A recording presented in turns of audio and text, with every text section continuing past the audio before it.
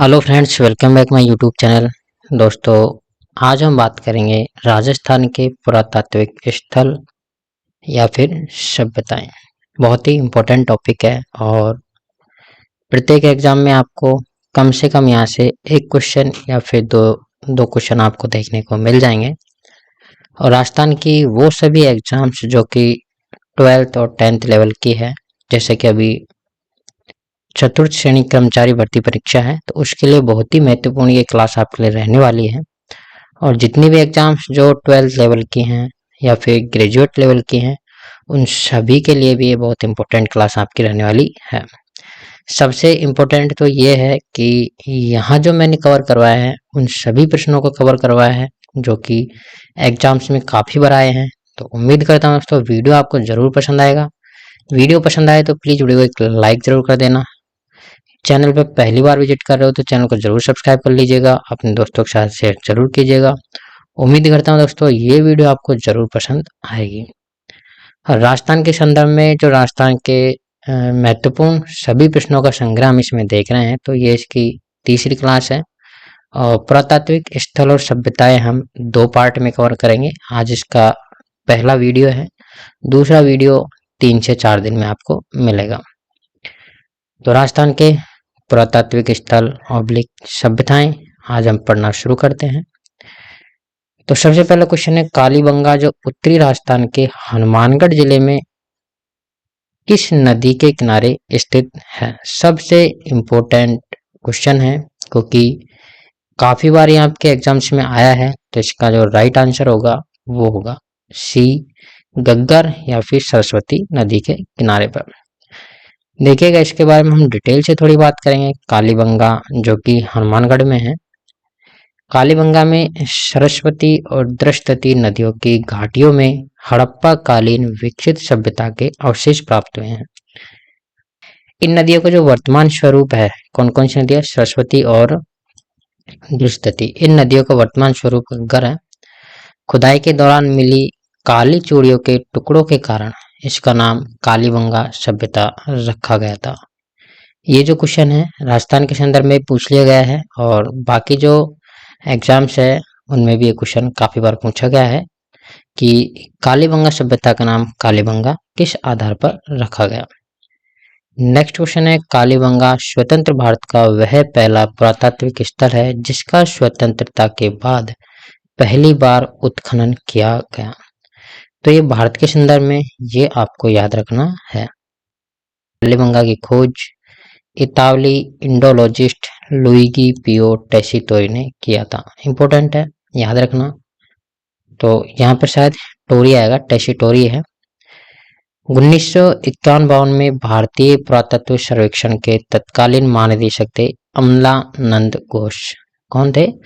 अमलानंद घोष ने पुनः खोज की और इसका उत्खनन 1961 से 1969 के बीच में बीबी Lal, B K Thapar, Shri M D Khare, K M Srivastava, S P Srivastava ने करवाया था। इम्पोर्टेंट है, ये दोनों जो पॉइंट है ये आपके लिए बहुत ही इम्पोर्टेंट है क्योंकि इन दोनों पॉइंट से काफी बार यहाँ पर क्वेश्चन पूछा गया है।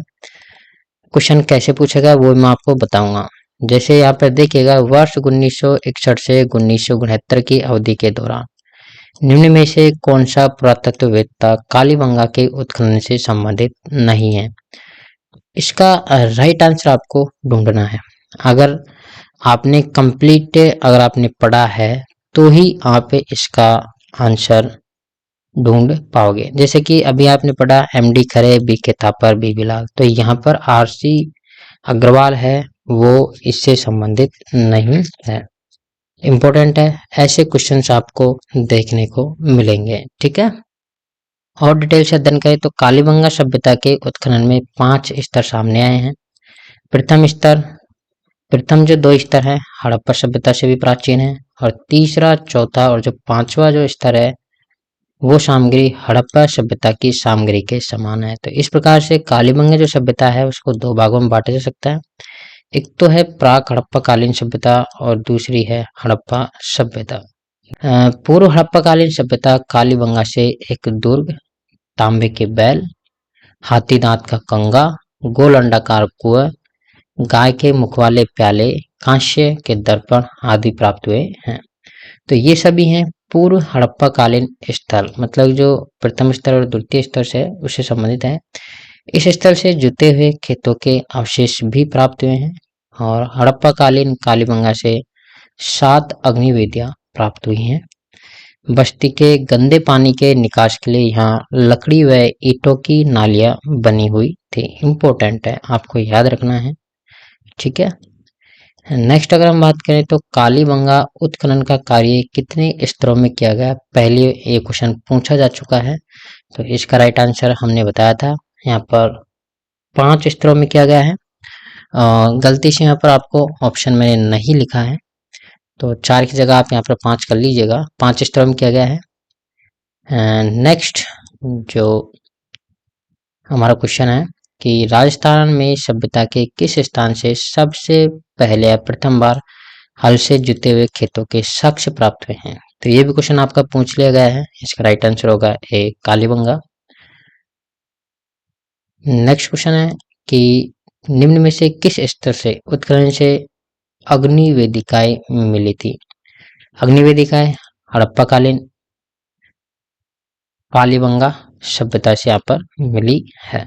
नेक्स्ट क्वेश्चन है कि कालीबंगा जो हनुमानगढ़ में है उसमें लगभग 2600 ईसा पूर्व भूकंप के सबसे प्राचीनतम साक्ष्य भी मिले हैं और कालीबंगा सभ्यता के लोग गेहूं जौ का प्रयोग करते थे।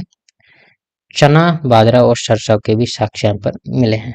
इम्पोर्टेंट है, कहीं आप नोट कर लीजिएगा कि वहाँ पर कालीबंगा सभ्यता के लोग थे वो गेहूं और जौ का प्रयोग करते थे और चना बाजरा और सरसों के भी यहाँ पर साक्ष्य मिले हैं। नेक्स्ट क्वेश्चन है कि कालीबंगा से निम्न में से किस फसल के अवशेष प्राप्त हुए हैं। तो इसका राइट आंसर होगा ए, जौ। तो जौ के यहाँ पर अवशेष यहाँ पर प्राप्त हुए हैं, सोयाबीन के प्राप्त नहीं हुए, रागी के भी नहीं हुए और चावल के भी अवशेष यहाँ पर प्राप्त नहीं हुए हैं। एक बार पुनः देख लीजिएगा किस किस के अवशेष प्राप्त हुए हैं। गेहूं और जौ, चना बाजरा और सरसों के साक्ष्य यहाँ पर मिले हैं। नेक्स्ट हम बात करते हैं कि आहड़ सभ्यता के बारे में बात करेंगे। तो प्राचीन शिलालेखों में जो आहड़ का पुराना नाम है वो ताम्रवती अंकित है। ये प्राचीन शिलालेखों में 10वीं और 11वीं शताब्दी में इसे अघाटपुर अथवा आघट दुर्ग के नाम से भी जाना जाता था। इसे धूलकोट भी कहा जाता है। इस स्थल की खोज सर्वप्रथम 1953 में अक्षय कीर्ति व्यास ने तथा रत्नचंद्र अग्रवाल, इसको आप आर.सी. अग्रवाल भी पढ़ सकते हो, 1954 ईस्वी में की थी। सन 1961-62 में हसमुख धीरजवाल सांकलिया के नेतृत्व में प्रथम बार उत्खनन करवाया गया था, सन 1961-62 में। आर्य सभ्यता का संपूर्ण कालखंड है या कालक्रम है, 2 कालखंडों में बांटा जा सकता है। प्रथम कालखंड ताम्रयुगीन है और द्वितीय कालखंड और लोहयुगीन है। यह सभ्यता उदयपुर के बनास बेसिन या फिर बेड़च नदी के किनारे पर धूलकोट के नीचे आहड़ का पुराना कस्बा दबा हुआ है, जहाँ से ताम्रयुगीन सभ्यता प्राप्त हुई है। इसे बनास नदी घाटी सभ्यता या फिर बनास संस्कृति भी बोला जाता है। आहड़ सभ्यता आज से लगभग 4000 वर्ष प्राचीन है।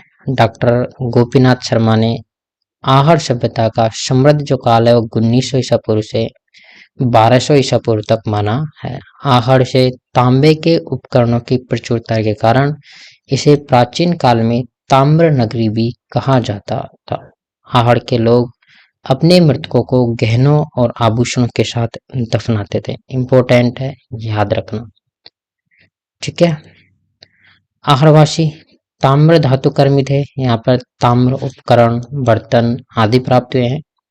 आहड़वासियों का महत्वपूर्ण व्यवसाय अयस्क तांबे को गलाना, ताम्र वस्तुएं बनाना था।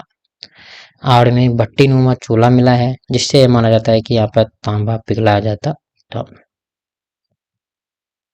तो किस सभ्यता को धूलकोट भी कहते हैं? इम्पोर्टेंट क्वेश्चन है, काफी बार एग्जाम्स में आ चुका है, मैक्सिमम बार ये क्वेश्चन आया है आहड़ सभ्यता से। तो आहड़ सभ्यता को धूलकोट भी कहते हैं। नेक्स्ट क्वेश्चन है कि निम्न में से किस सभ्यता को ताम्रवती नगरी के नाम से भी जाना जाता है? तो इसका भी आंसर आपका आहड़ डी ही होगा। नेक्स्ट क्वेश्चन है कि किस सभ्यता के लोग अपने मृतकों को आभूषणों के साथ दफनाते थे? ये क्वेश्चन भी पहले पूछ लिया गया है, इसका राइट आंसर भी डी होगा, आहड़ होगा। नेक्स्ट क्वेश्चन है कि आहड़ सभ्यता का उत्खनन कार्य 1953 में सर्वप्रथम किसके निर्देशन में हुआ था? तो इसका राइट आंसर होगा सी, अक्षय कीर्ति व्यास। ठीक है। नेक्स्ट क्वेश्चन है कि निम्न में से किस संस्कृति को बनारस संस्कृति भी कहा जाता है? तो इसका राइट आंसर होगा डी, आहड़। तो आहड़ जो सभ्यता है उसको बनारस संस्कृति भी कहते हैं। आहड़ संस्कृति के लोग निम्नांकित में से किस धातु से परिचित नहीं थे? ठीक है, परिचित थे वो अलग है, किससे परिचित यहाँ पर नहीं थे? तो बी, चांदी। तो आहड़ संस्कृति के लोग चांदी से यहाँ पर परिचित नहीं थे। ताम्रयुगीन और लोहयुगीन यहाँ पर मैंने आपको बता दिया था, दो कालखंड थे, इनसे भी यहाँ पर आहड़ सभ्यता के लोग परिचित थे। तो उम्मीद करता हूँ दोस्तों वास्तविकता में आपको वीडियो अच्छी लगी होगी। अगर आपको वीडियो अच्छी लगी तो प्लीज़ वीडियो को एक लाइक जरूर कर दीजिएगा। चैनल पे पहली बार विजिट कर रहे हो तो चैनल को सब्सक्राइब कर लीजिएगा, बेल आइकन प्रेस कर लीजिएगा ताकि जितने भी इम्पोर्टेंट वीडियोज हैं उनका नोटिफिकेशन आपको टाइमली मिलता रहे। दोस्तों उम्मीद करता हूँ इसी प्रकार की वीडियोज के लिए आप सभी मेरा साथ जरूर दोगे। इस वीडियो में सिर्फ इतना ही। जय हिंद, जय भारत।